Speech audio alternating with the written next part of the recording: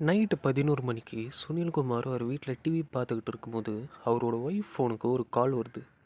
இவர் உடனே இந்த டைமுக்கு யார் கால் பண்ணுறான்ற அந்த ஒரு டவுட்லையா அவர் ஒய்ஃப் கிட்ட, ஏ மேகா, உனக்கு ஒரு ஃபோன் கால் வந்திருக்கு, வந்து அட்டன் பண்ணுன்னு சொல்கிறாரு.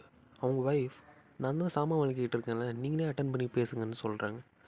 இவர் அந்த ஃபோனை எடுத்து பார்க்கும்போது தான் இவருக்கு ஒரு மிகப்பெரிய ஷாக் காத்துக்கிட்டு இருக்கு. என்ன அப்படின்னா, அந்த ஃபோனில் இருக்கிற பேர் சுனில்குமார்னு இருக்குது. இவருக்கு உடனே, நம்ம தான் வீட்டில் இருக்கோம், நமக்கு நம்ம ஃபோன்லேருந்து யார் கால் பண்ணுறா, நம்ம ஃபோன் எங்கே இருக்குன்னு இதை சுற்றி சுற்றி தேடுறாரு அவர் வீட்டில். அப்போ பார்க்கும்போது இவருக்கு ஃபோன் கிடைக்கல. அந்த டைமில் இவருக்கு திரும்பி ஒரு ஃபோன் கால் வருது. அப்போல பார்த்தா சுனில்னு இருக்குது. இவர் பயத்துலேயே அதை அட்டன் பண்ணி பேசுகிறாரு. அப்போது அந்த ஃபோன் காலில் இருந்தவங்க என்ன சொல்கிறாங்க அப்படின்னா, ஏ மேகா, நான் வெளியில் இருக்க, கதவு திறன்னு சொல்கிறாரு.